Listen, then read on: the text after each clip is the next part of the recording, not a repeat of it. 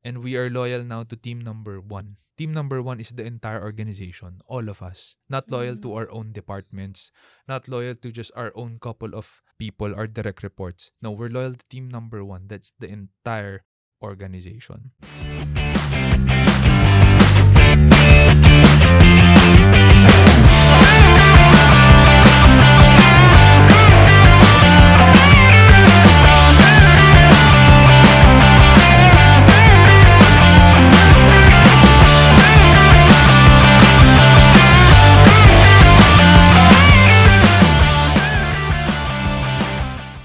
Hey guys, welcome back to the Leadership Stack podcast. We have Miss Jazmine Rivera right here. She is a singer and songwriter, very, very young. I'm not going to say her age. And she will soon to be on Spotify as Jazz Rivera. If you are listening to this, and we're going to be publishing this after the fact, maybe a couple of weeks from now. Perhaps she is already there. She has her solo albums already out and published in her phone, but she has to upload it on Spotify and she has to be registered as an artist on Spotify. So by the time you listen to this, she probably is already there. Please check her out at Jazz Rivera. She will have a couple of questions for me today about our topics, which is leadership, entrepreneurship, and management. So, Jazz, welcome to the show. Thank you for being here. Thank you, sir. Now, let's move forward to a couple Yeah. of questions that you have for me. Is it okay while you are still studying, you're applying already what you are learning because you want to start a business little by little? Or do I need to focus first on my study? To be able to answer that question with more context, applying in what way? You're applying what you're Marketing learning in school. marketing course. You're applying it where in school? You have an OJT or small project, something like that? Or you have a sideline already? Sidelines. Okay, so you're applying what you're learning from school to a side gig. Is that okay? Or should you focus in school first? Is that correct? Yes, yes. Okay, whatever you're learning, if you don't apply it, you will forget. This is why studies say that if you graduate from school, you only take around 10% of whatever it is you studied. And guess how many years you studied? We study for like 18 years, some 17, some 16 years, depende. But that's no joke. That's like 16 years of education and you take out 10%. You pay a lot of money, spend a lot of time, right? And then that's all you get. How you increase that 10% is through applying it. How do you apply it? Side hustle? Sure, no problem. Or a side project with your classmates? That's all right. The best way to really remember the things you study in school is to teach it. That's why a lot of the people who are able to get ahead in academics and tutor their classmates, they retain these things longer. So if you want to be able to remember, if you're studying something that's really interesting to you, you really like it, you believe you'll make a career or business out of it, my suggestion is you apply it through doing projects, side gigs, sure, or you can teach it to people outside of the education environment you're in or to your classmates. So definitely fine. In fact, I would encourage it. That is if you're genuinely passionate about what you're studying and you know that you have a future doing that. I'll be taking marketing course, by the way. Like starting up a business. Do they have specific subject? Tas pipiliin mo po, ganon, sa Yes. school? They have electives. Apo? Not a lot, but if you have electives, and I'm sure you will have, you can choose the electives. Otherwise, you have to go through the entire marketing course. If you want to do business, marketing is a facet of business, an important facet of business. But if you really want to study about the holisticness of business, although you will not really get to apply everything, entrepreneurship. But for me, you cannot really just study entrepreneurship. You have to do it. You have to have skin in the game. That's what we call it. Meaning, you risk your own money as an entrepreneur. You loan money from the bank, borrow money from your parents, or you put up your own capital and work hard and sacrifice a lot. That's how entrepreneurship is done. What you will be learning in school are theories. Unless you practice, apply it, and risk your own skin in the game, you will not really be able to learn entrepreneurship. Marketing, you can, yes. And you can use it someday if you have your own business. You can use what you learned in marketing in there. I suggest you take some side learnings on top of your schooling, what I always say is do not let your schooling interfere with your education. Hindi porket graduate ka na yun, tapos ka na mag-aral. In fact, for me, the real studies, the real education starts after you graduate because then you can do what you want to try out. Fail fast and fail forward. My suggestion for you first, take networking or public speaking classes. That will give you more confidence. Yes.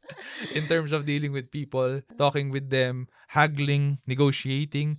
Negotiation is one of the oldest skills that are important for a livelihood and trade. Sales is one of the oldest, most important jobs in history. If you cannot sell something, nothing happens for your business. Henry Ford said, nothing happens until someone sells something. Because you don't just sell to make money. You sell to allow someone to buy into your idea, to make someone do something you like or you want. For example, I had to sell you the idea that we're going to do a podcast. Otherwise, you and I won't be here. Marvin Germo has to sell me the idea that I could mentor you guys for God and country. Otherwise, we won't be doing this. So, nothing happens until someone sells something. In order for you to be able to do business well, you have to be able to sell and negotiate well. If you cannot do that, you will lose in business because it's a tough world. There's competition everywhere. All businesses have competition. Even Google, which is the largest monopoly of our time, they have competition. You have to learn these things. These things are the things that you will not learn in school.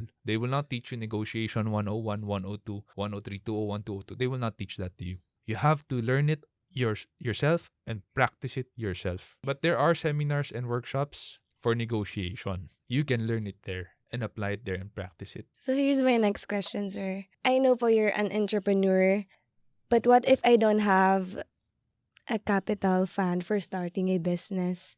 What will you advise me to do first? The thing is, a lot of people think that in order for you to start business, you need to have capital. The truth is, you really don't need a lot of capital. I started SEO Hacker with 1,300 pesos. That's the truth. Believe it or not, that's what really happened. 500 pesos I used to buy the domain name SEO-hacker.com, 800 pesos to buy 1 gigabyte worth of hosting. Built the website by myself, a little help from my brother Kevin. It wasn't much. It looked like crap, actually, if you want to take a look at the history of SEO Hacker's design. But that's how we started business. And I didn't have an office. I worked in the attic of my parents' house. And I worked 80-hour work weeks, maybe more sometimes. I had to sacrifice a lot. Movie nights, barkada nights. I don't really like partying or drinking out. I'm a homebody. All of these things culminated into what SEO Hacker is today because that set the tone and the momentum for us to be, now a 50-man team. The thing is, a lot of people will tell you have to have money to make money. I don't completely agree with that because I did have money, but all I had was 1,300 pesos, which you probably have on you right now or sometime this week. It's easy for you to spend that. I spent it on business. What a lot of other people don't have is the knowledge, a wealth of knowledge that you process in your mind through experience and relationship with the Lord, and that turns into wisdom. That's what a lot of people don't have. And for me, that is even more important than starting capital. In the Bible, it says, wisdom is more precious than silver and gold. And the reason behind that, and behind King Solomon saying that, in my opinion, is if you have wisdom, you can generate as much silver and gold as you need. But if you don't have wisdom, you will not be able to keep the silver and gold, which you might have inherited from your parents or your grandparents, etc. You don't need capital. What you need is knowledge and wisdom. And you get that through investing in yourself by reading books, listening to podcasts, going to seminars, conferences, getting mentors. And then you gain wisdom by trying things, failing, and learning from the failure, and prayer and devotion to God. That's what you need. How many times did you fail? And what are those failures? What did you learn from that experience? Well, I failed 28 units in LaSalle as a student. So that's a lot. You ask anyone who is going through college and they will tell you, ayaw nila bumagsak ng ganun karaming beses. Because who wants to waste that much time and money? And that wasn't even my money, that was my parents' money. But the first time I failed in college was devastating for me because that's the first time I've ever failed in my academics. It was algebra trigo, algstrig in one subject, which was quite difficult. And after I failed, I binged on that. I was not able to get up from that failure. Basically, I went through a series of addictions through computer games, namely Dota. Dami kong barkada nun, dami kong kinat na classes nun. So obviously, I failed. And then when I woke up to realize that I really needed to graduate, and my dad was telling me na, oh, pag ayaw mo na mag-aral, magtrabaho ka na lang. Right? So that those realities were coming to me already. I had to just cut every computer game out of my system and focus on my studies and finally graduated. When I started business, though I failed so many times through starting up. The startup phase is your first to fifth year. That's 5 years of masteral degree in entrepreneurship. There's no other way for me. There's no other way you're gonna learn entrepreneurship than to be an entrepreneur and put your own skin in the game. Some of my failures were hiring. I hired some people who were not good, who I trusted. So I hired a lot of wrong people.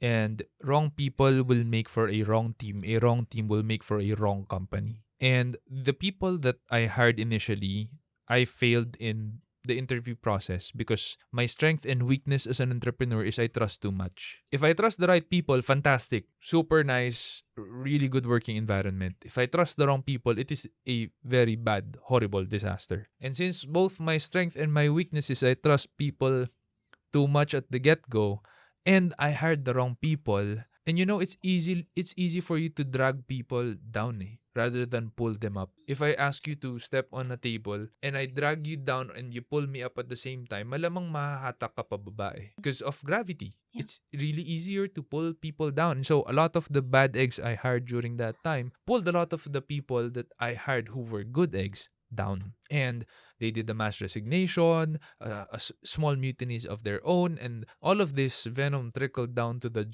third generation of hires that we did at SEO Hacker. And it was just a nasty time, which made for a nasty working environment. I wasn't in the office most of the time because I had to go out and sell our services outside so that we can all pay for whatever we want to buy and we can pay for the food that we eat. Mhm. We're running a business. I'm paying their salary. Whether they come in the office or not, have to pay their salary. Whether I close a deal or not, I have to pay their salary. Whether I eat or not, I have to pay their salary. And there were times that I could no longer eat and pay for my own food, but I paid their salary. And yet, they would do those things to bring the company down. It just doesn't make sense for me up to today. Why would you want to bring the company that pays you so that you can eat and you can feed your family? Why would you want it to fail? It just doesn't make sense. But that's what happened. That's one of my biggest failures. The hiring process, the culture was not guarded because I was not present enough. I didn't hire salespeople because that was the thing that I think I was able to do the most. Here's the reality. You will always be the best salesperson if you founded the company because you founded the company. But the thing is, you should never be the only salesperson and you should never be always in sales because you're out there when your team on the ground here needs you. Your team at home needs you. That's the thing that I'm doing now. Thank God there are people now helping me in sales that I'm able to develop more leaders here internally. And I have a very good team to help me lead our people better.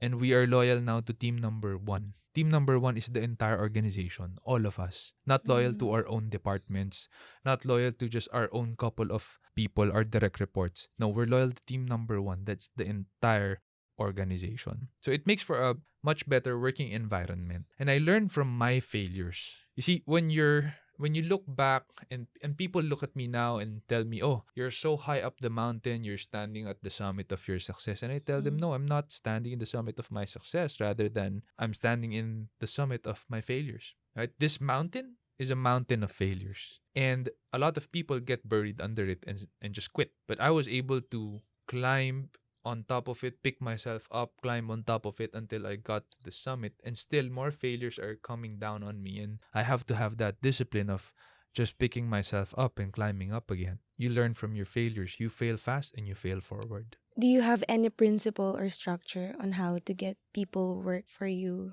One of our principles here is not to major on the minor things. For example, we only had our dress code when we moved here in this building, but when we were in our previous office, you would be able to see people. It's not uncommon for them to be in using slippers or casual shorts, t-shirts. That's fine because we don't major on the minor things. But now that we are in a building and we have a more corporate feel because there's 50 people, 50 professionals now working here, then we asked everyone to wear smart casual. And I've always been wearing smart casual for the longest time. So it was not that hard for them to catch up. Don't major on the minor things. That's one of the principles that we have. Other principles that I have would be mastery. 10,000 Hours Outliers by Malcolm Gladwell. It takes 10,000 hours at least to be a master at something. You want to be a master songwriter or singer, vocalist, you have to have 10,000 hours of practice. That's really how to go about it. You want to be a master drummer, pianist, 10,000 hours. If you have 10,000 hours of deliberate practice, meaning you're consciously trying to collect all of your mistakes. How I'm able to do that with SEO. So 10,000 hours is usually 5 years, right? If you're saying 8 hours a week, 5 days a week, that's 5 years. How I did it in SEO Hackers, I went overdrive. I went 80-hour work weeks, and I would always do consciously and deliberately improve myself in terms of my craft in SEO and in writing and conversion optimization. And so this is a culmination of deliberate practice. That's something that I want my team to also be able to do. And all of these principles, we wrap them up into our core values. So we have grit, unity, respect for work, becoming a challenger. You challenge the status quo, you challenge yourself, you challenge other people, having clarity when you communicate with each other and with the clients, and being able to always try new things in the spirit of having a positive outcome. That's experimentation. So we have 6 core values that are really the culmination and pinnacle of all of these principles that I have. Because at the beginning, it was hard for me to really realize what the important principles were that I want to apply in a company culture. And you only really realize these things as you go and as you hire the right people and put them on the right seat in the bus. Those are the principles that we have. No? Grit is all about being able to stand up again when you fail. It's moving forward, having the resilience and tenacity to move forward. When you make mistakes, use it as opportunities to learn, not reasons to quit. Respect for work is being excellent about your work, is being at work on time, doing work in working hours. Hey, there's an idea, right? So, like, of course, it's working hours. You have to work. Having unity in the team is very important because it's hard to work with someone that you are not united with. You are actually in conflict with. That's very difficult to do that. You will not be able to do work that matters that way. Being a challenger, challenging the status quo, always trying to grow, that is very important for us. Clarity is all about when I communicate with you and you don't understand it, that will be a disaster because our output to the client is not going to be good. So having clarity between teams and individuals is one of our core values. And experimentation is all about trying new things, not being afraid of failing. Thomas Edison failed 1,000 times before he was able to finally have a successful light bulb. And that's the kind of attitude we want here in SEO Hacker. What is your personal brand? How do you think people will see you as CNC? I have been working at my personal brand for a long time already, since I had the shronsi.org website. That is a website, if you look at it from the Wayback Machine, that's archive.org, it looked really bad in the beginning. It looked like my resume, actually. All of my stuff in the resume was there because I really intended for it to be an online resume. You see, when I was starting out as a public speaker, a lot of my inquiries for talks would ask me for a resume. which is weird now because no one does it now. Like Mm. companies and schools will not ask for my resume anymore. But before, it really is what they were looking for. So I had it done that way that it looks like an online resume. But if you look at chauncey.org now, it is nothing like a resume. It is about who I am and how I do it. In fact, entire videos of me speaking are uploaded there. My PowerPoints are uploaded there. And the branding that I have is actually tied up with what we're doing right now, which is the Leadership Stack podcast. We talk about entrepreneurship, leadership, and management. And where we publish it is through technology platforms such as Spotify, YouTube, Apple Music, etc. And I am best known for SEO Hacker Mhm. because it is a business that I started up. A lot of who I am is still tied up with it. I'm a founder CEO, which is, not a lot of people are now founder CEOs in terms of at least here in our country, the Philippines. That is the branding that I have right now. And in order for me to be able to build that, it took a lot of years and consistency. The thing about branding is you have to be consistent. If you are not consistent with it, meaning kalat-kalat, your thoughts are chop suey. Mhm. It's a hodgepodge of different things. What will happen is there will be no branding because you are a jack of all trades, and branding is all about identity. What can people identify with when they see you or when they hear your name? So mine is digital, entrepreneurship, author, these couple of things, it's not going to reach 10 items. It's just a couple of items that they can associate me with. That is the branding that I have. And why personal branding is important is because I get paid for these things. Nothing else. If they want something else, I would say that's not part of my services. That's not part of my branding. I don't do that. You want my opinion? I'll give you my opinion, but I'm not an expert.